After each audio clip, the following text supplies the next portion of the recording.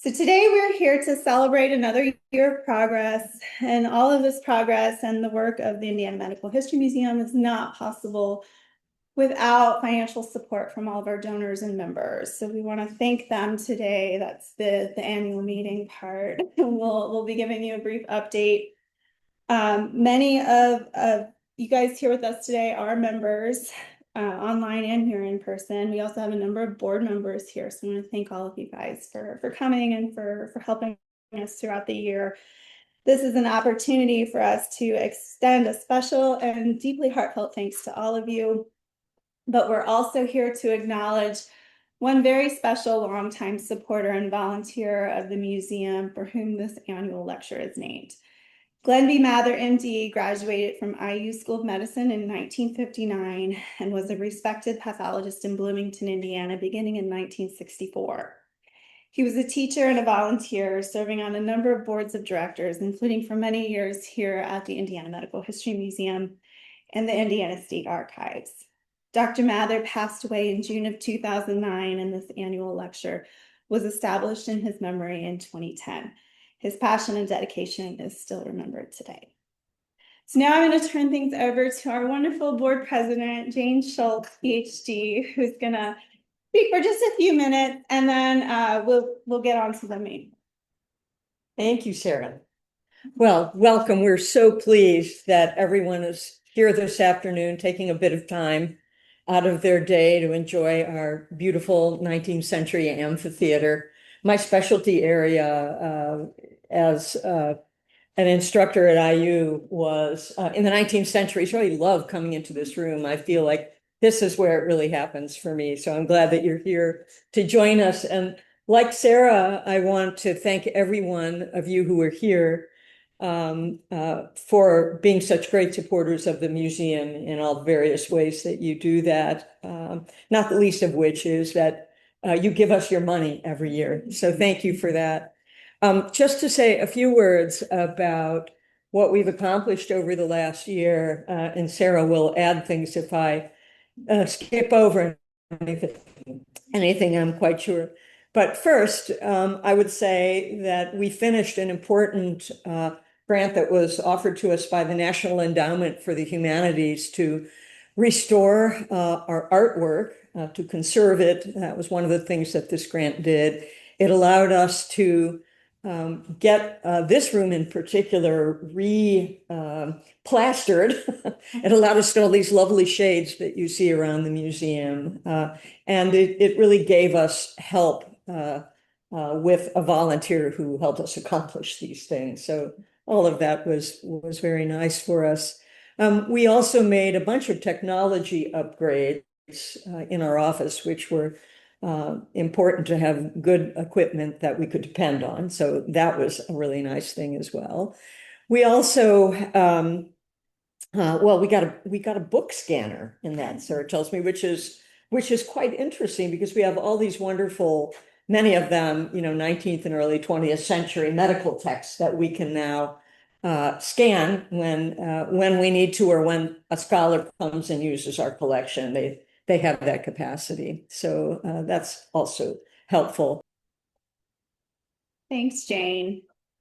So now, without further ado, we'll get started with the program. I'm very pleased to introduce you to someone I've known for a very long time in various capacities.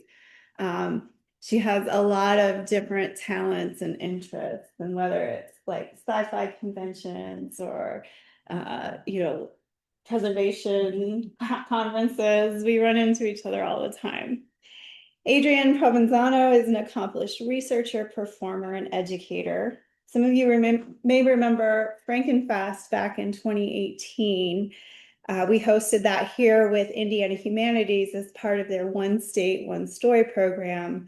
There were a lot of mini lectures and activities throughout that day, but we also did a 12-hour read-along here where we had different sort of guest celebrity speakers come and read the entire book all the way through. And if you were here at that event, you will definitely remember that Adrienne graced us with her portrayal of author Mary Shelley. Her other dynamic and engaging historic portrayals include Jean Stratton Porter, Sarah T. Bolton, and Amelia Earhart.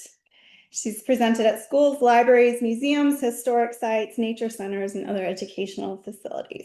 Adrienne, thanks so much for being here today. I'll let you take over.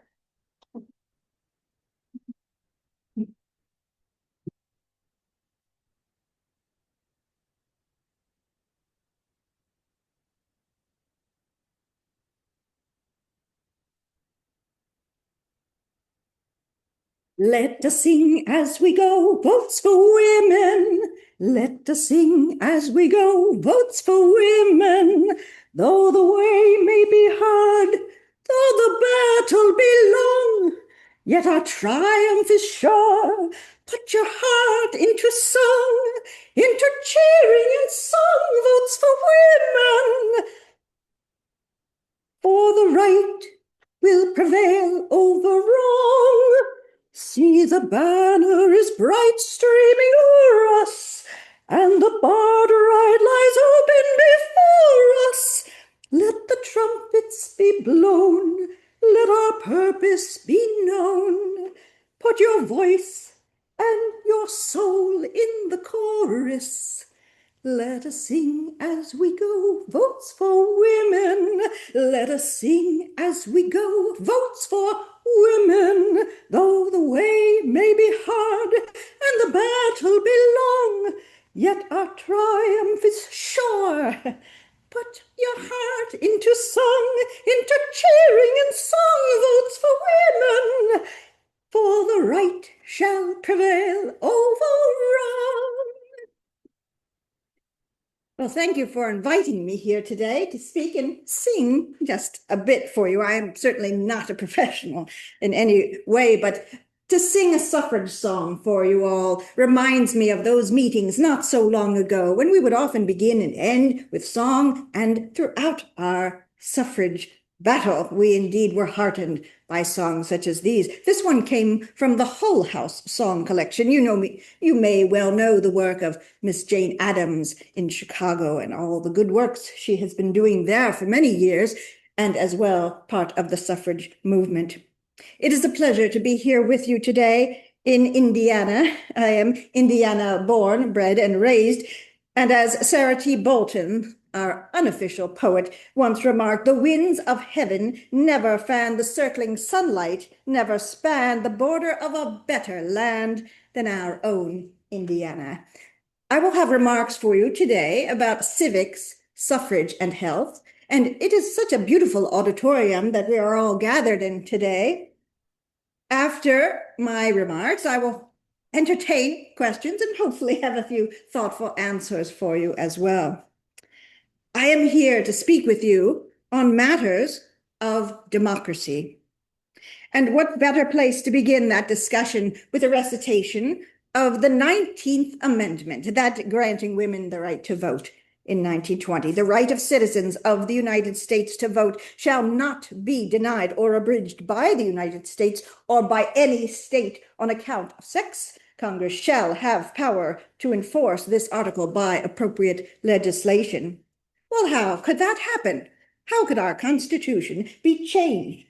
Well, those very founders of the country and the authors of this wonderful document, they included an article of the 7, Article 5, which provides for amendment. They understood it was a document that may be needed to change from time to time. The first 10, of course, the Bill of Rights. As you may know, the First Amendment is one very dear to me, with freedom of speech and press and religion, assembly and petition for redress of grievances. And you'll hear how that featured so prominently in the suffrage movement. And my father, and you'll hear a bit about him as well in my remarks, he was inspired and involved in the passage of 3 of those very amendments. The 13th, abolishing slavery, the 14th, the right to due process, and the 15th, the right to vote regardless of race, color, or previous servitude. And I think it's important also to remind you and myself as well of the preamble of the Constitution, because that really sets in motion what I will be speaking about today. We, the people of the United States, in order to form a more perfect union, establish justice, ensure domestic tranquility, provide for the common defense, promote the general welfare, and secure the blessings of liberty to ourselves and our posterity, do ordain and establish this Constitution of the United States of America. Now, how did I get so interested in suffrage and citizenship, for that matter?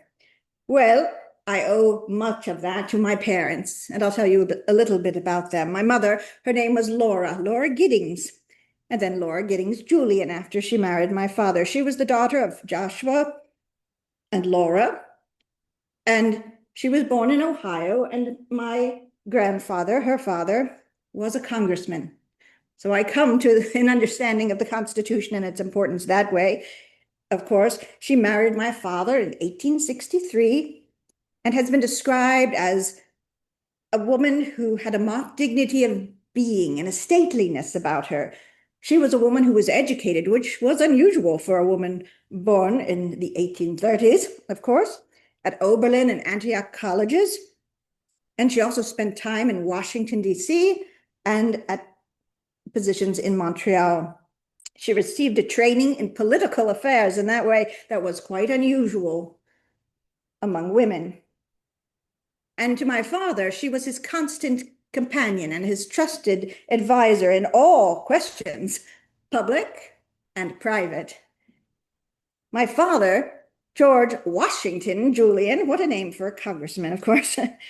He was born in 1817 in Centerville, Indiana, and he grew up there, and he eventually moved our family to Irvington. Irvington was a very new place in Indiana. In fact, it was just starting out when mother and father moved there with myself and my younger brother, Paul. Jacob Julian, one of the founders of the town, was my uncle, and Sylvester Johnson, a close family friend. And when we moved, the town was just a few years old. So in the summers, we would play croquet. In the winters, we would play euchre. We would run around, we children, with other children around the new buildings that were being built all over the town. And we had many visitors as well, people father and mother had known from their many travels. Irvington started in 1870, and we moved there at the end of 1873 and moved into our beautiful home. And it wasn't long after that my mother started to know many people in the town, as well as people in Indianapolis, not too far away, just a short carriage ride, in fact. One of her friends was May Wright Sewell, and you may know of Mrs. Sewell and her many works in suffrage, as well as other activities. And it was my mother and Mrs. Sewell and Catherine Merrill and others who met, just 7 women wanting to do something positive for themselves and the community, and founded something called the Indianapolis Women's Club. And as a young child, mother took me to those meetings. And I even wrote a letter to my cousin once that she had read, in fact, printed and read at the 10th anniversary of that club, in which one of the things I said was, Mother has said I can become a member one day. And I said, I'd rather be at a matinee. Well, they were wonderful women, these club women, and the club activities were what really drove me into suffrage activities as well, but more on that in just a bit. May Wright Sewell, she was a woman of broad vision, possessed remarkable organizing skills, and usually earned her point. Not every time, but most times. She was an educator, and her husband was as well. They both started and ran schools and did many other things. She worked at the state level as well as nationally and even internationally, and was one of the founders of the Art League. And I never left Mrs. Sewell's presence without resolving to be more outspoken in good causes, more constant in their service, without a fresh resolve to let trivial concerns go and emphasize only really vital interests. Mrs. Sewell was one of the very important and influential people in my life. My mother was the first president of the Indianapolis Women's Club, and I was the president of the club some years later in 1909. But I am getting a bit ahead of myself. Well, growing up in Irvington, one of the benefits was that there was a college that came to be there. Well, a university, in fact. It was what is known as Butler University. It had started as Northwestern Christian University in 1855, and then in 1870, there are starting to be talks of moving it to Irvington. Well, what a delight for a child such as myself who liked to read and liked to learn that I might have the opportunity to be educated. Remember, I mentioned my mother had been to college. Father had studied as well. He had studied law. And so they were encouraging of both my brother and myself to go on for higher learning. I received my bachelor's in philosophy and master's in philosophy. And one of my favorite professors was Catherine Merrill, also a very influential person in my life. Let me tell you a little bit about her. She was born in 1824 and died in 1900. She was a teacher, but she also was a Civil War nurse. And she knew that it was time for people to help out when people were in need. And she lived at a time where people did not set up field hospitals on the battlefield. She lived in a time when it was shocking for women to even want to do such things. There was no professional training such as there is now in 1925 for women that want to practice medicine in some way or be part of the medical establishment. So she was part of that group of women inspired by Clara Barton, another woman of honor and suffrage. She was inspired to participate in the Civil War in that way as a nurse. And then later, she became an author, writing a book that she did not put her name to. Catherine Merrill was a delight to learn from, one of those who could bring the best out in all of her students. And I hope that all of you here have had at least one professor like that, hopefully many, but at least one professor, one school teacher who saw the potential in you, who saw the best in you, who wanted to hear your ideas and opinions, whether she agreed or not. She wanted to facilitate that sort of learning. And that was Catherine Merrill. I was one of the people that joined the Catherine Merrill Club that we still have to celebrate her life and her work. And as I said, she wrote that book about Indiana soldiers during the war, and it is still one of the primary works that researchers go to learn about what happened then. She was an English professor, and from her, as well as from my father and mother, I learned to enjoy books, literature, and learning. While I was a student at Butler University, one of the major tragedies in my life did occur, and that was the death of my mother in 1884. She was young, a woman in her 40s. She died suddenly. She had a heart ailment, and it was similar to something that had also happened to her father, Joshua Giddings, who she had nursed greatly in his final years. And this loss of my mother, I have really never fully moved on from, but I don't want to dwell on that. I have not moved on from it in some ways, but I have moved on to it into the work that has been the work of my life, as you'll hear later on.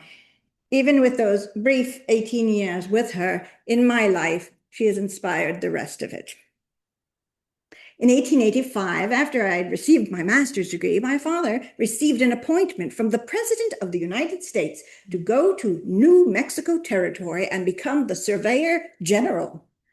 And my brother went with us as well, leaving college a bit early to do so and be a surveyor himself.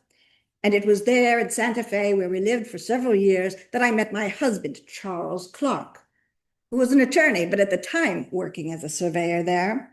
Father certainly approved of Charles, and we married in 1887.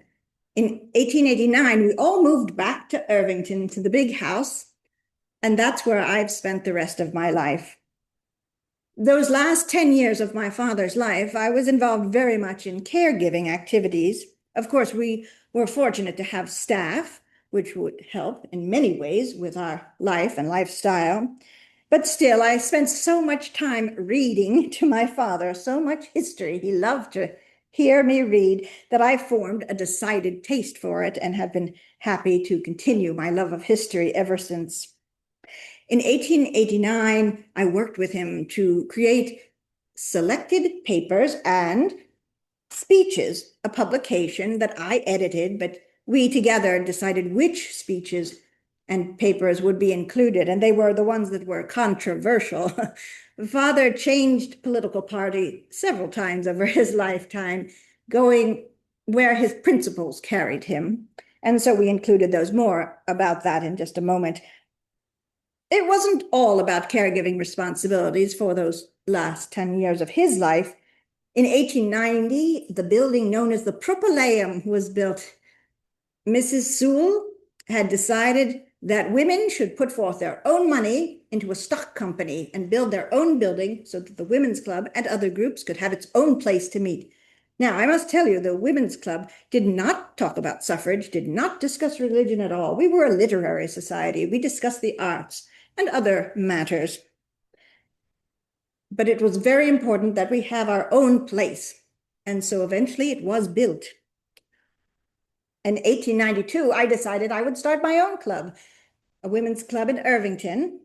And in 1901, after my father passed, I put together a very slim volume that I titled Some Impressions by his daughter of Grace Julian Clarke, and gave that to some of his friends and relations as a remembrance for his life and also for my connection with him. My father's ideal of womanhood was the highest, yet it was not sentimentally rose-colored. He was fortunate in being all his life associated with high-minded, self-reliant, gentle women. And it was this association, reinforcing his own best judgment, that early convinced him of the right and duty of woman to share equally with man in the civic and political life of society. Now, I mentioned that father served in the Congress. He did that on several occasions, 1849 to 1851, and then again 1860 he was elected and stayed in the Congress till 1871, a very long time to do a lot. In 1868, while serving, he submitted to Congress, to the House, what perhaps, as far as I know, is the first women's suffrage bill. And it went nowhere. And of course, Miss Anthony had been trying to get something done along those lines for some time, but at least he made the effort. And in that book that we edited together of his speeches, one of the speeches is entitled "The Slavery Yet to be Abolished." And the slavery he means is the fact that women did not, at that time, in 1874, have the opportunity to vote. In the speech, he said, "Woman has exactly the same right to a voice in the government as man. It is the duty of man to recognize that right." He went on to say the cause of women's establishment is so woven into the logic of progress and the spirit of the age that its failure is impossible. Now, Miss Anthony often said failure is impossible as well, but they were friends, so I don't know who came up with the phrase first, but either way, they understood the importance. He further said, "A great cause never musters a majority in its beginning and does not need it. It has the truth on its side, and that never fails to prove all sufficient." And then at the very end of the speech, he goes on, he concludes in a way that I think shows us what a great orator he was. In fact, people would ride hundreds of miles in their carriages to hear him when George Washington Julian was set to give a speech. They might not agree with what he was saying, but they loved the way he wrote and spoke. And this is the end of that speech. "It is coming in response to the spirit of humanity," and he means suffrage for women. "It is coming in response to the spirit of humanity, which centuries ago swept away the code which gave woman in marriage without her consent and made her the chattel slave of her husband, who could exercise over her the power of life and death, while that same spirit is now reforming and humanizing our laws, respecting her personal and property rights, enlarging the sphere of her occupations, increasing her wages, and promoting her higher education. Its enemies may throw obstacles in its way and distress themselves by the childish dread of consequences, but they will be so powerless to defeat it as to stay the tides of the sea." I wish I would have been at that speech. But I've had the opportunity to read it and now read it to you. I think you can understand why he was such a fiery speaker and beloved by many, and despised by many as well. Well, as I mentioned, club work was very important to me, even as a child, learning that at my mother's knee, essentially. There were many Indiana clubs, as there are still now, some with only women participating, some for all men's groups, and some with women and men participating. In 1890, there was a group that decided to take all of the state literary clubs and form them together in what was called the Indiana Union of Literary Clubs. And then the Indiana Federation Clubs also came along in 1900. Those were also literary and art and music societies. Some dealt with other topics as well, but they weren't about suffrage. These groups merged together in 1906 and became part of a national organization entitled the General Federation of Women's Clubs, and it was even chartered by Congress. And it is there where I and many other women learned those essential skills for the suffrage movement of public speaking and collaboration, working together, being persistent, not getting along, and figuring that out as well. As far as I know, the earliest women's club in Indiana was in the 1850s, something called the Minerva Society in New Harmony, but there may be even others that started before that. But the Indiana Women's Club was the one where I got my start. Now, the women's clubs did include many members that were interested in suffrage. And as you may know, women's suffrage was being discussed in America in 1848 with that first important women's rights convention in Seneca Falls. And throughout the 1800s, women tried to get changes in their state legislation, their state constitutions, and there was always different discussions about having some sort of federal change to the Constitution. In fact, in Indiana, in 1881, there was briefly suffrage for women. And then it was discovered there was a technicality. What had passed through the state legislature was not published the way it was meant to be published, and so it could not be voted on again as 1883, and so there was no suffrage again. People like Susan B. Anthony and Elizabeth Cady Stanton, some of the starters of the movement, they did get a bit discouraged over time. In 1899, at the end of the year, Susan B. Anthony came to Indianapolis, and I gathered a group of women that were interested in suffrage. I spoke with women in the clubs and said, if you would like to meet Miss Anthony, please come to such and such a place at such and such a time. And we had a delightful reception for her. She thought I and others would revive the Indiana Women's Suffrage Association that was part of her national organization. You don't say no to Miss Anthony. In 1900, at the beginning of the next year, she wrote me several times. She said she thought that this would be a real organization and not a paper one. Unfortunately, I disappointed her at that time. I had a friend, a doctor, Amelia Keller, one of the early women to be doctors in Indiana. She worked at the Indiana University Medical School, and she was also a suffragist. And she and I decided that our efforts should be about getting a woman elected to a school board. A woman couldn't vote for her, but she could serve. And we succeeded. And that was in 1909. And it was from those efforts that we decided we would form a new suffrage organization. We were a younger generation. We didn't want to do things the way our previous suffragists had done things. Well, sometimes we did. But we wanted something new. So we started the Women's Franchise League. We formed it in 1911, and some of us wanted to seek partial suffrage. What that would mean was we wanted to perhaps elect women to school boards by our own votes, whether they were women or men. And some of us then wanted full suffrage, across the board, up and down the ticket. We were even able to get an office on the 12th floor of the Odd Fellows building. And our main task was to get the word out. And as I said, many of us were in one or more women's clubs, so we knew how to get the word out. We knew how to encourage people to come to our meetings and participate in our events and be involved. We also knew, those of us in the Women's Franchise League, that it wasn't enough that women work on their own self-culture and their own self-improvement. We all could look around the world and see how much difficulty and suffering there was, and there were many ways to make a difference. And through legislation, that was certainly one of the important ways, as well as serving in public office. So we collaborated with another group called the Equal Suffrage Association, which for a time was run by another doctor, Dr. Hannah Graham. And some of her support included that of child labor laws.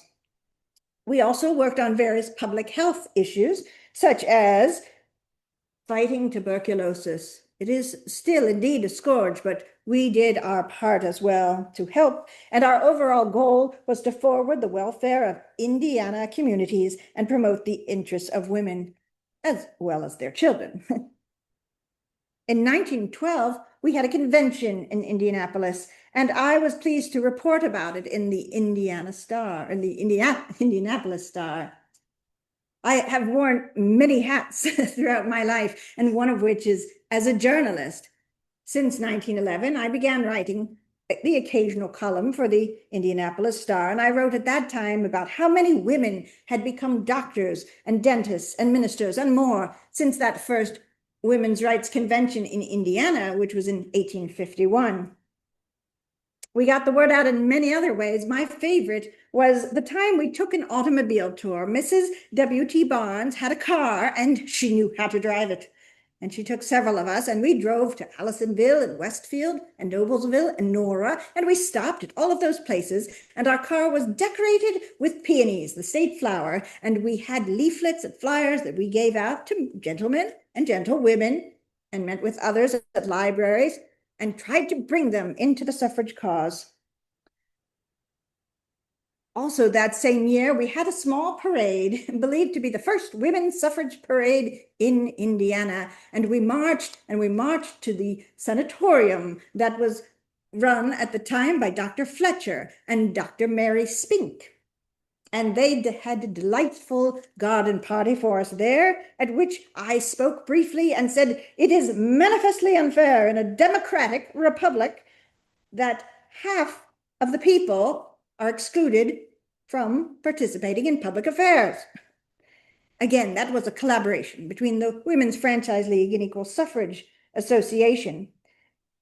Sometimes those collaborations did not work so well. The next year, in 1913, my husband, Charles, who was a member of the state legislature at the time, was presiding over a public hearing. There were representatives from both of our clubs, and the Equal Suffrage Association spoke on partial suffrage, and members of my association spoke about full suffrage. And we got into a bit of an argument. And one of our members had a suitcase that was full of postcards of members of the WFL that had said, "We want full suffrage." And she opened it and postcards flew everywhere. It was incredibly embarrassing. And my husband closed the meeting saying, "We appreciate the entertainment." Well, we realized we needed to come up with something else. On March 3rd of that year, while thousands of women were marching in Washington, D.C., we had our own march in Indiana. 5,000 of us joined outside the State House and marched, and then a smaller group went inside. We did not speak. Some criticized us for that, but we were making a silent protest. We just wanted to walk in and give small suffrage ribbons to whoever would take them. Some say my husband didn't, but I know better.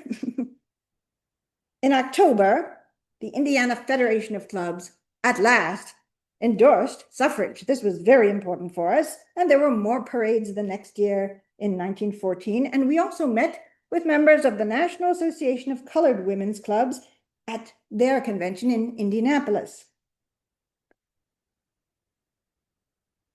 Later that year, we started something else.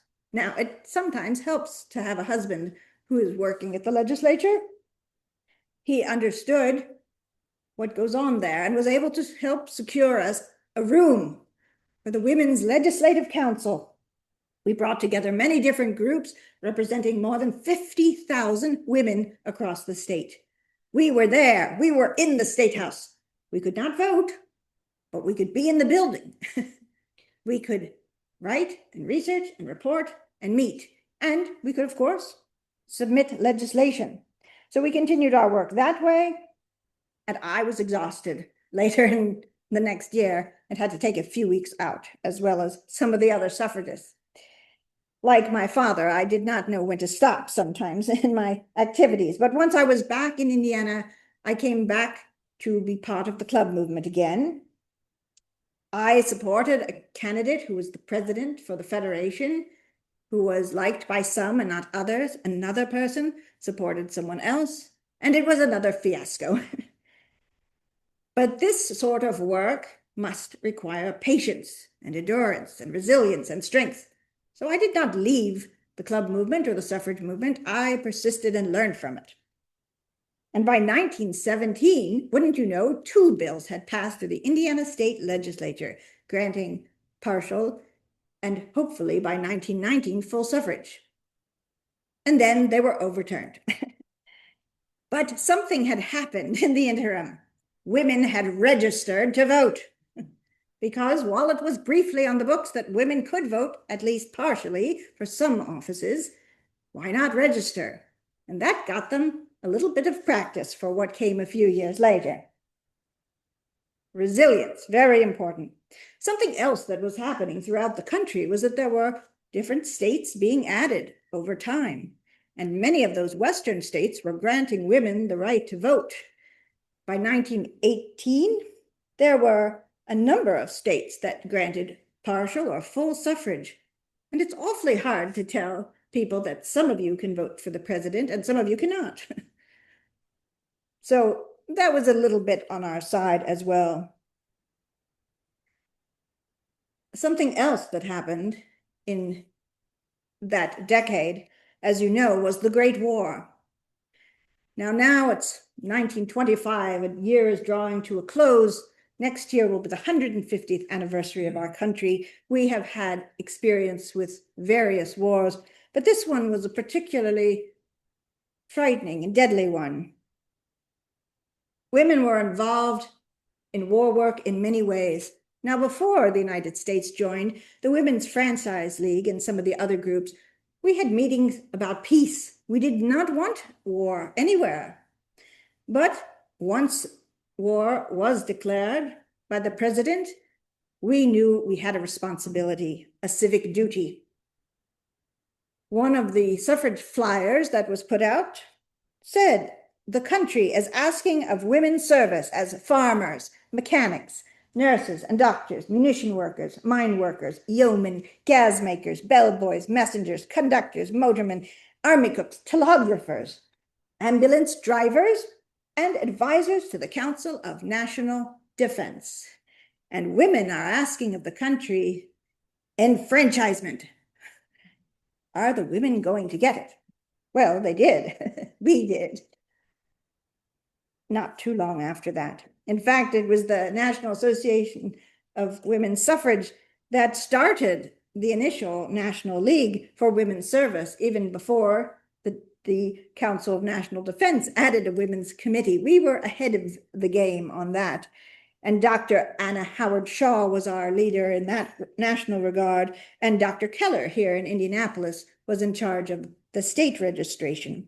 I was involved through Red Cross work and had been doing that for some time. In fact, even through the clubs, we would often sell Red Cross stamps that would raise funds to help with the fight against tuberculosis. But during the war, we also had meetings. We continued our suffrage meetings, which women did not do so much in the Civil War times. But during the Great War, we continued our meetings. So in addition to our suffrage work, we also raised funds for the Liberty Loans. We did other war work. I was one of the many 14-minute women. We were giving speeches for 14 minutes. The men's speeches were only 4 minutes.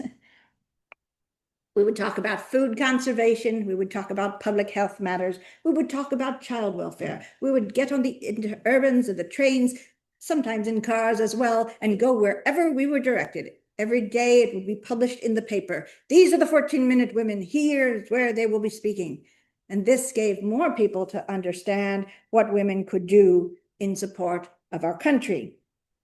In Indiana, by the end of the war, more than 600,000 women had participated in volunteering, including with the Red Cross. I had myself set up our Red Cross Registration Center in Irvington. And thankfully, the war was ended in November 1918, and a new partial suffrage bill was passed in Indiana in 1919. Something else also happened, the passage of the 19th Amendment through the National House and Senate, and then it went to the states for ratification. Another favorite memory of mine from this time was in January of 1920, January 16th, when the 19th Amendment was ratified and 300 women, all dressed in their beautiful white clothes with yellow flowers, stood there by Governor Goodrich as he said the special session was to recognize the political equality of the women of the nation, also to pay tribute to them for their valiant services and ceaseless devotion to the great crisis through which we have just passed. Now, I think he was mostly referencing the crisis of the Great War, but perhaps also the flu pandemic, which had also come through at that same time. In fact, we still had our Federation meetings, but we often needed to wear masks when we did so. But we continued our work regardless. By May, we decided that the Women's Franchise League should now be renamed the League of Women Voters, and not just for women. We want everyone eligible to register and vote. It was in August of 1920 that Tennessee was the 36th and final necessary state to ratify, and by August 26th, the final papers were signed on a day now known as Women's Equality Day. And it wasn't long after that, November 2nd, that all of us that could and did register to vote went and did so. Now, I won't tell you who I voted for, but I was pleased to be part of that group as well. As I mentioned, I had the opportunity to write for the paper and encourage women to pay a bit less attention to fashions and society and a bit more attention to the serious problems of human life, to which enlightened women of the day are giving more and more of their study, their service, and their means. As Clara Barton once said to soldiers, "As I stood by you, stand by me and mine." Well, since passage of suffrage, there are many things still to do. I've been part of the establishment of citizenship schools around the state, where we help people learn how to vote, how to register and do so. As I said, the League of Women Voters now exists. We have suffrage. Let's utilize it. I've been very involved in efforts for peace, something I learned from Mrs. Sewell, which she turned her ending years towards. Of course, there are those who criticize the idea of the League of Nations and think that it will not be effective, and perhaps it will not, but I do not want us to ever experience a great war again. In 1923, I was privileged to write a biography of my father. Now, I mentioned those impressions, just the little book. This next one was a much thicker volume of several hundreds of pages, the first for the Indiana Historical Commission's Indiana Biography series, and I hope it will be read by many of you. I do hope I can travel here and abroad, and I will, of course, continue to be active in my home community of Irvington and elsewhere. I think that one need only to pause and look to notice how much there is yet to do to realize the principles and ideals of our democracy, and that everyone's voice and vote is essential, whether old or young, whether rich or poor, whether white or black, whether American born or a naturalized citizen. Everyone's voice and vote is essential. The founders of Irvington were dreamers, as all who start things have to be. So too, those women and men who were part of the early suffrage movement and have at last seen suffrage come. It takes time, patience and tireless effort, all for the cause of human liberty. Now, it being towards the end of the year, and as you know, I enjoy a bit of a song, a sing-along. If you wish to join me and you know the words, I will conclude with For Auld Lang Syne, which is a favorite of my parents. And I want to, before doing that, thank all who provided their assistance with today's program. There are many, many. And I invite you to learn more about all of these topics. Many have written articles and histories, and I hope there will be many, many more looking ahead to 2020, the 100th anniversary of women's suffrage and beyond. Should old acquaintance be forgot? I'm not hearing you.